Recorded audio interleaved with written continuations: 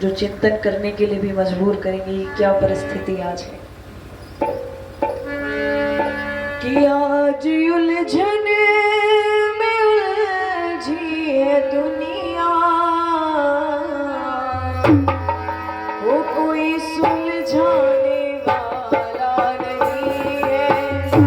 आज उलझन में उलझी है दुनिया, कोई सुलझाने वाला नहीं है, कोई सुलझाने वाला नहीं है।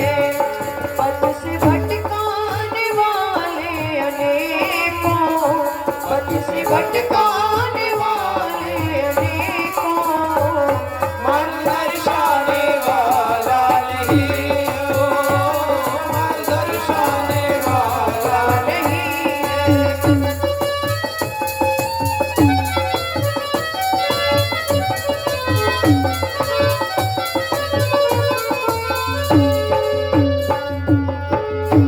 कोई हिंदू बना, कोई सिख है, कोई ईसाई है, कोई मुसलमान, कोई ईसाई है, कोई मुसलमान। कोई हिंदू बना, कोई सिख है, कोई ईसाई है, कोई मुसलमान, कोई ईसाई है, कोई मुसलमान। एक माता के हैं पुत सारे, एक माता के हैं पुत सारे, कोई समझाने वाला नहीं है, कोई समझाने वाला नहीं है।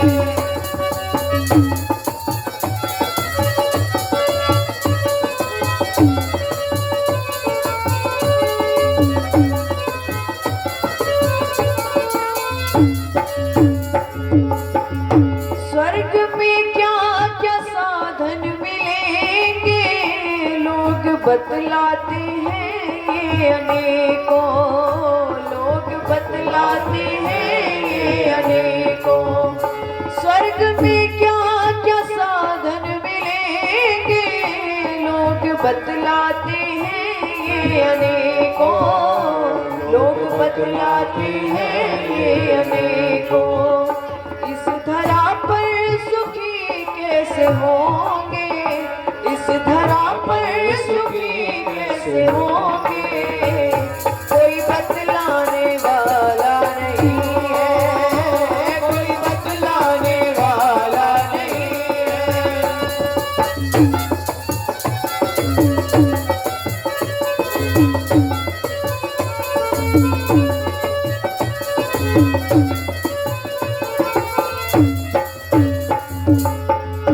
बने भूगोल खगोल के जाना, जानने योग्य उसको न जाना, जानने योग्य उसको न जाना। बने भूगोल खगोल के जाना, जानने योग्य उसको न जाना, जानने योग्य उसको न जाना। भूल करते हैं भूलों पे प्रेमी, भूल करते हैं भूलों पे प्रेमी, कोई पछताने वाला नहीं है, कोई पछताने वाला नहीं है। आज उलझन में उलझी है दुनिया, कोई सुलझाने वाला नहीं है, कोई सुलझाने वाला नहीं है, कोई सुलझाने वाला नहीं है। हमारे मध्य में उपस्थित आर्य जगत के सुप्रसिद्ध भजनोपदेशक,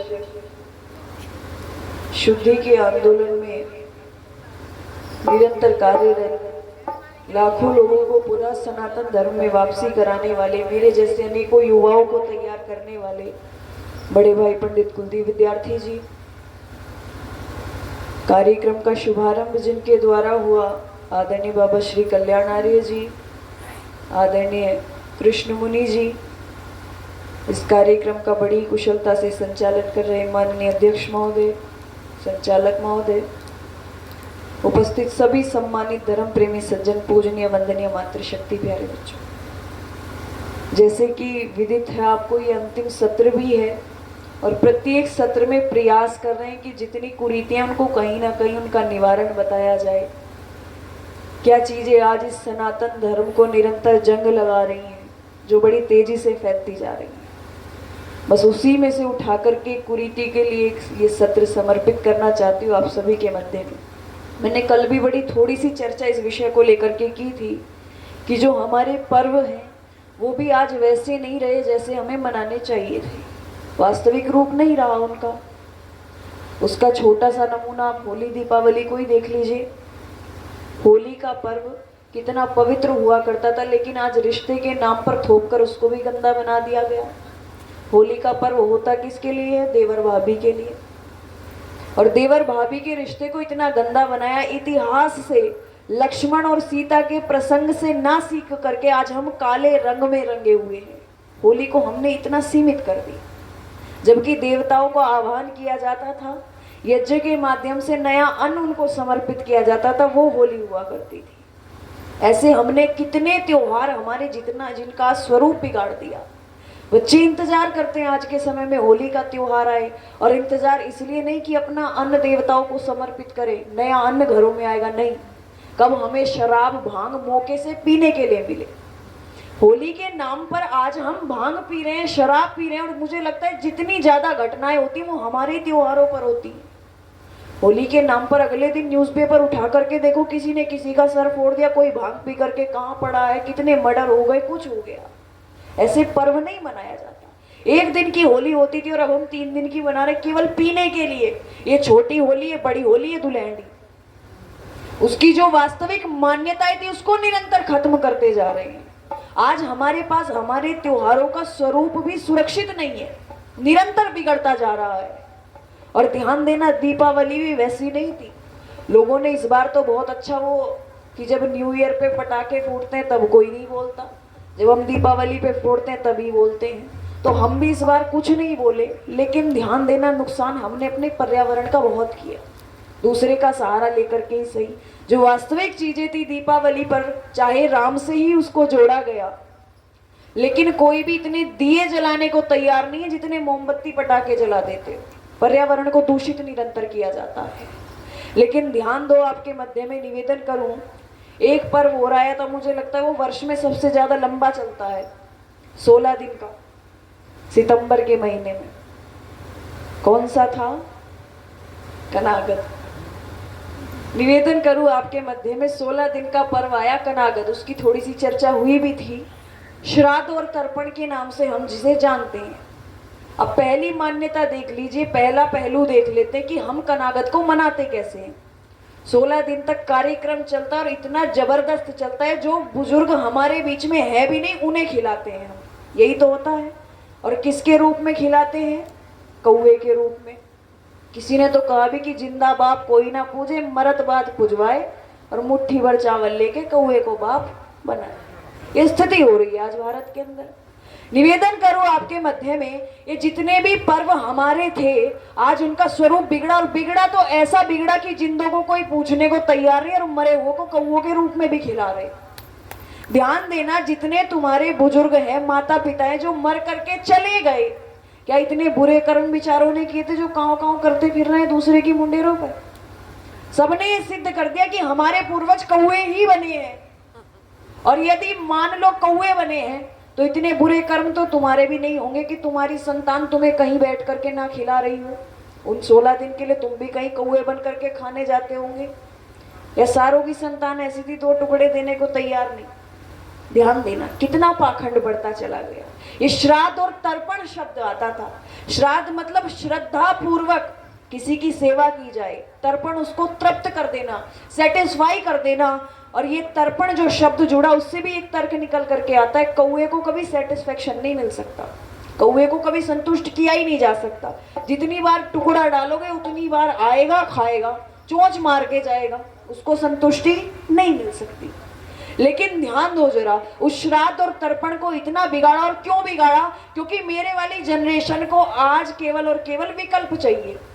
जैसे दिन में भी चर्चा चल रही थी, इन्होंने पाप कर दिया तो इन्हें उसका निवारण क्या हो सकता है, पुण्य करके उसे माफ किया जाए, वो नहीं चाहिए इनको। विकल्प ये चाहिए कि थोड़ा बहुत धन दे करके बस उससे पीछा कहीं ना कहीं छूट जाए। ये स्थिति आज भारत में हो रही है। माता पिता की सेवा जीवित की ना करनी पड़े, बस उनके जाने के बाद थोड़ा बहुत हमें 1-2 दिन का कर ले और हमारा पीछा छूट जाए, पाप से हम बच जाए।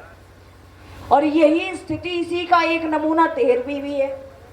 माता पिता के मर जाने के बाद आज 13वीं का कार्यक्रम बड़ा लंबा चौड़ा होता है। किसी के विवाह में इतनी लंबी चौड़ी दावत नहीं होती होगी जितनी 13वीं में होती है। और ऐसे लोग भी 13वीं में रसगुल्ले बनवा रहे जिनके बाप ने जीवित ने कभी आज तक रसगुल्ले ना देखे हों। केवल लोक लिहाज के लिए, दिखावे के लिए श्राद्ध और तर्पण किया जा रहा है। लेकिन ध्यान देना, क्या अपने माता पिता को तृप्त कर पाओगे? जिनके नाम पर इतना बड़ा ढोंग पाखंड चलाया, क्या वो तृप्त हो सकते हैं? ये 16 दिन का कार्यक्रम तो कुछ और ही था। विद्वानों, ऋषि मुनियों के लिए, बुजुर्गों के लिए, माता पिता जीवित को खिलाने का था। लेकिन हमारे पास बड़ा अच्छा हमने रास्ता निकाल लिया। आओ ये पंक्ति आपके मध्य में रखूं। क्या था ये पर्व और आज हम कहाँ जा रहे हैं? कि जीते जीतने जुलम गुजारे और अब पितरों की बात करे, वो खुद तो सेवा ठाई रे कोन्या, अपनी की क्यों आस करे हो। खुद तो सेवा ठाई रे कोन्या, अपनी की क्यों आस करे हो। खुद तो सेवा ठाई रे कोन्या, अपनी की क्यों आस करे।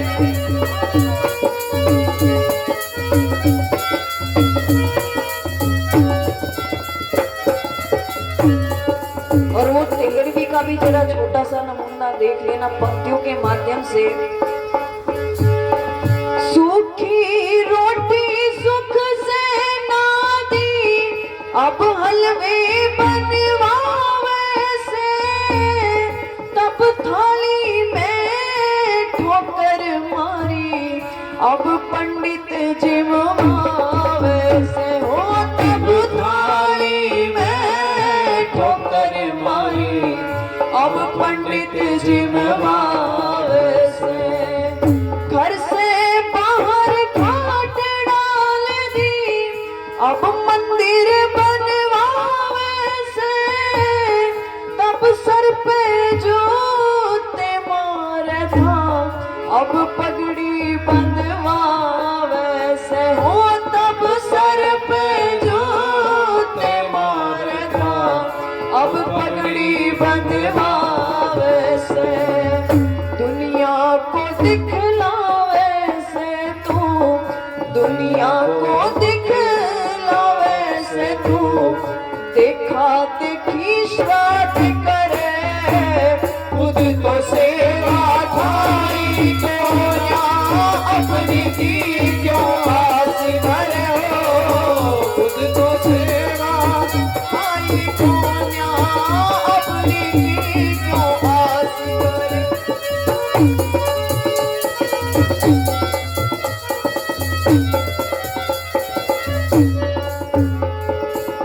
जिंदे थे जब मात पिता तेरे, तन मन की बदलाया ना, भूखे प्यासे खड़े रोवे, लेकिन तू शर्माया ना। भूखे प्यासे खड़े रोवे, लेकिन तू शर्माया ना। समझाया था पाप तेरे ने तने, उसका कहन पुगाया ना। माँ की ममता चिता बना दी, जी तेरा घबराया ना। माँ की ममता चिता बना दी, जी तेरा घबराया ना। लोगों की बातों में आके, लोगों की बातों में जवानों की लाश करे, खुद तो सेवा खाई को ना, अपनी की क्यों आस करे हो, खुद तो सेवा खाई को ना, अपनी की क्यों आस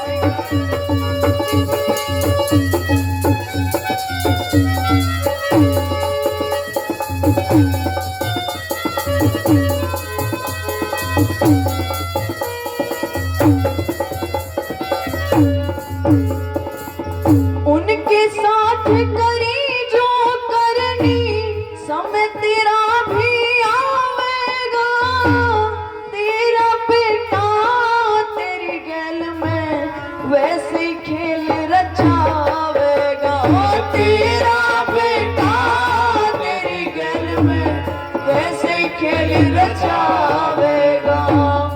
आंखों से टपकेंगे रे आंसू, मूर्ख तब पछतावेगा, बदनामी का तीर चलेगा, फिर पाछे पछतावेगा, बदनामी का तीर चलेगा, फिर पाछे पछतावेगा। कोने में फिर घुस घुस के तू, कोने में फिर घुस घुस के तू, रो रो लाख विलाप करे, खुद तो सेवा ठाई रे कोन्या, अपनी की क्यों आस करे हो, खुद तो सेवा ठाई कोन्या, अपनी की क्यों आस करे हो, खुद तो सेवा ठाई कोन्या, अपनी की क्यों आस करे, खुद तो सेवा ठाई रे कोन्या, अपनी की क्यों आस करे। ध्यान देना, भारत के अंदर 4 आश्रम हुआ करते थे, ब्रह्मचर्य आश्रम, गृहस्थ, वानप्रस्थ और सन्यास। लेकिन आज के युवाओं की देन, आज की पीढ़ी की देन कि भारत के अंदर 2 आश्रम और बढ़ गए। और वो कौन से हैं?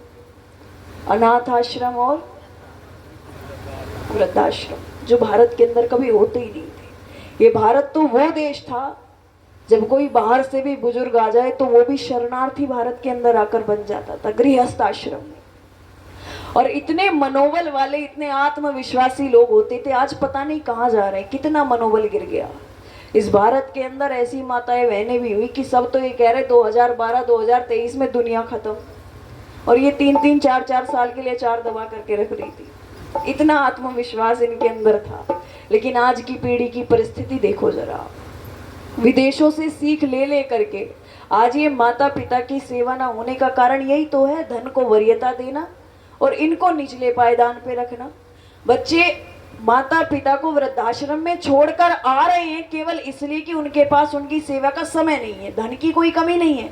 वो फीस सबमिट कर रहे हैं, जैसे बच्चों को एडमिशन कराने के बाद फीस दी जाती है, वैसे ही माता पिता को वृद्धाश्रम में डालने के बाद भी फीस दी जा रही है।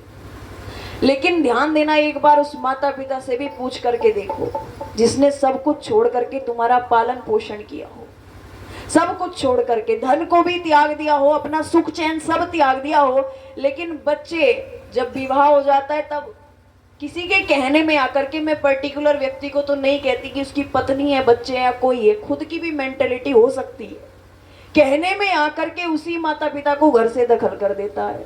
तो हमारे बुजुर्ग तो कहते भी हैं कि एक माँ बाप मिलकर के 10 औलाद पाल दे, लेकिन 10 औलाद से एक माँ बाप पलने भारी हो रहे हैं।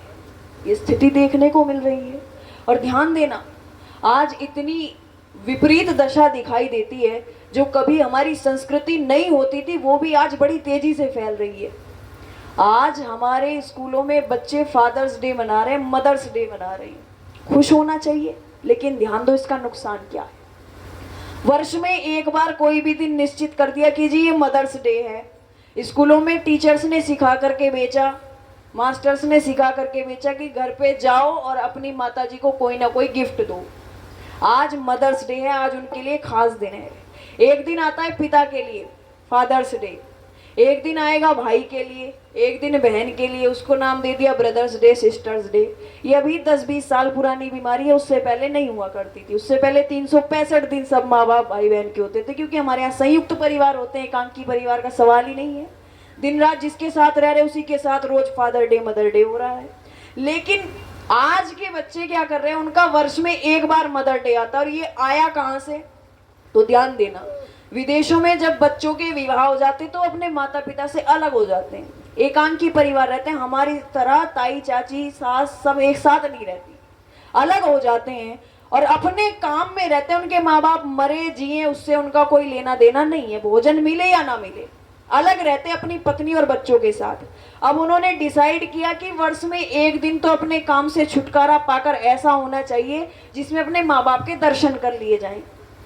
अब बस पूरे में एक छुट्टी ली जाती है कि ये अपनी माता को देखकर आने का दिन होता है। इसको नाम दे दिया मदर्स डे, कि फला दिन जाकर के हम अपनी माँ से मिलेंगे, वो मदर्स डे है। इस दिन जाकर के बाप से मिलेंगे, फादर्स डे। और ये बीमारी भारत को लगी जिसमें सदा संयुक्त परिवार होते हैं। और ध्यान देना, जब भारत के अंदर मदर डे और फादर डे आएगा तो एक दिन एकांकी परिवार भी जरूर आएगा। बच्चे निकाल देंगे और वृद्धाश्रम में ही मदर डे फादर डे मनाया जाएगा, घरों में नहीं मनाया जाएगा। आज तो हम खुश हो जाते हैं कि हमारे बच्चे हमें ला करके गिफ्ट दे रहे हैं, लेकिन कल के दिन तुम्हें छोड़ कर आएंगे और वहां गिफ्ट दे करके जाएंगे तो तुम खुश नहीं होगे, उस दिन को कोसोगे जिस दिन ये परंपरा अपनानी प्रारंभ की थी।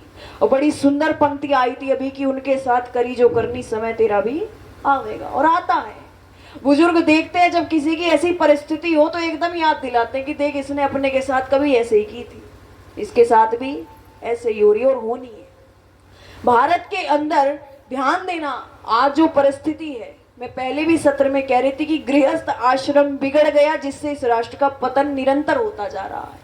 माता पिता को भगवान माना जाता था, माँ के लिए कहा जाता है कि मैंने उसको नहीं देखा, मुझे उसकी जरूरत क्या होगी, ऐ माँ तेरी सूरत से बढ़कर भगवान की मूरत क्या होगी। ये शब्द माँ के लिए हुआ करते थे।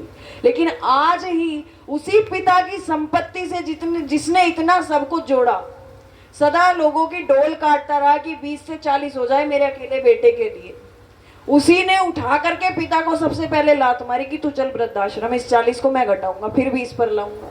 तो ध्यान देना, ये परिस्थिति कहीं हम ही तो खुद नहीं बना रहे। बच्चों को संस्कार ना देकर के संपत्ति सौंप रहे हो, तो आने वाले समय में तुम्हें संपत्ति की आवश्यकता नहीं पड़ेगी, संस्कारों की आवश्यकता पड़ेगी।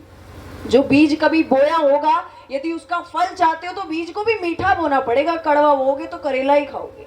इसलिए आओ, क्या स्थिति देखने को मिल रही है आज बुजुर्गों की इस श्राद्ध और तर्पण के कारण। ऑप्शन तो खुद दे दिए बच्चों को कि तुम्हें हमारी सेवा करने की आवश्यकता नहीं है, बस वर्ष में हमें 16 दिन याद कर लेना, मरने के बाद हमारी 13वीं अच्छे से कर लेना, हम खुश हो जाएंगे।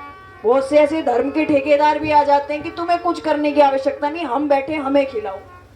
तो आओ ये पंक्ति आपके मध्य में रखो कि पंचों में सरपंच रहे हो, पंचों में सरपंच रहे, हमारी सारी कार रला दी।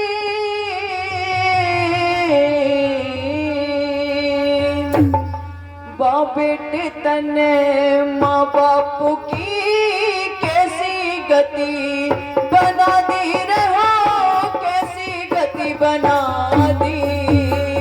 पंचों में सरपंच रहे हो, पंचों में सरपंच रहे, हमारी सारी कार रला दी। बेटे तने माँ बाप की कैसी गति बना दी, बना दी।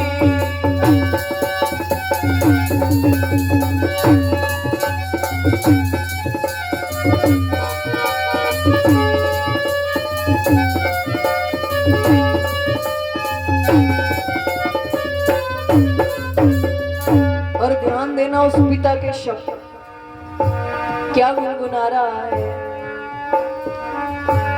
न्यू सोचा मन शेर जना तने घी और दूध पिलाया, न्यू सोचा मन शेर जना तने घी और दूध पिलाया।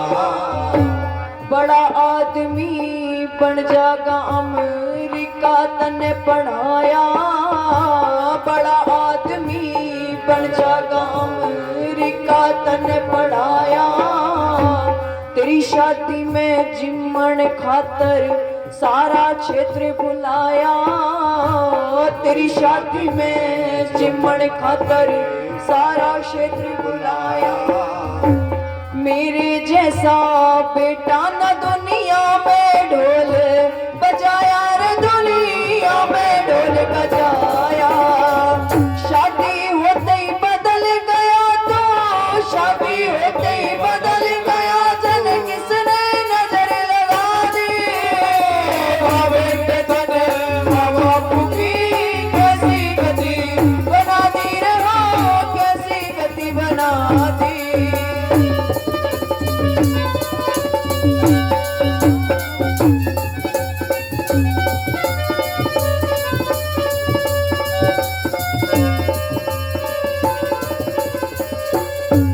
और ध्यान देना, जो 5-10% संयुक्त परिवार रह गए, जो साझे में रह रहे हैं, उनकी स्थिति क्या है? वहां बुढ़े बुढ़िए दले जा रहे हैं। इसलिए पंक्तियों में क्या लिखा?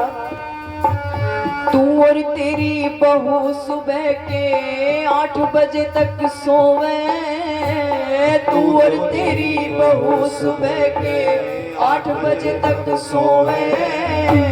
हम दोनों थारे नौकर बन के गोबर तक भी ढोवे, हम दोनों थारे नौकर बन के गोबर तक भी ढोवे। दूध दही मेवा मक्खन से थारा भोजन होवे, दूध दही मेवा मक्खन से थारा भोजन होवे। सूखे टूक पका दो हमको, किससे दुखड़ा रोवे रे, हो किससे दुखड़ा रोवे। कूलर वाले कमरे से हो, कूलर वाले कमरे से तन भारी घाट बगा दी। बाबे के तने माँ बापू की कैसी गति बना दी रे, हो कैसी गति बना दी।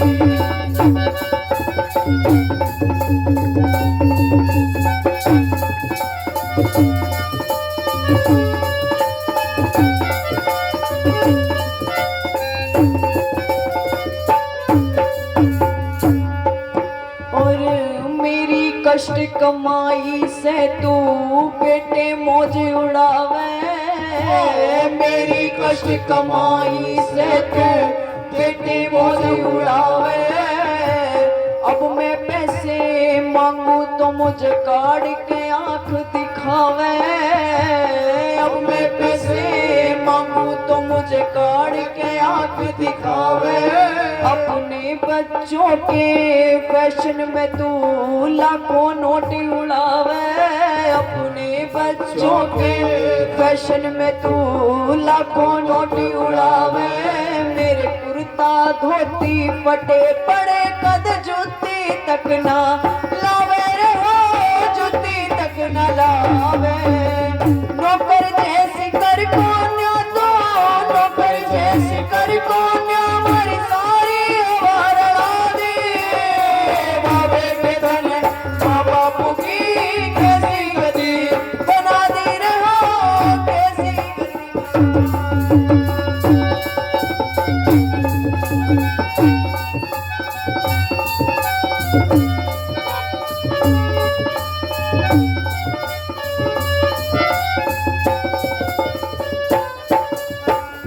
और ध्यान देना, जब मेरे वाली जनरेशन ये देखेगी तो उनके शब्द क्या होंगे, ये भी देख लो जरा। अपने वालों की तो तुमने कर लिया, अब तुम्हारे साथ क्या होगी।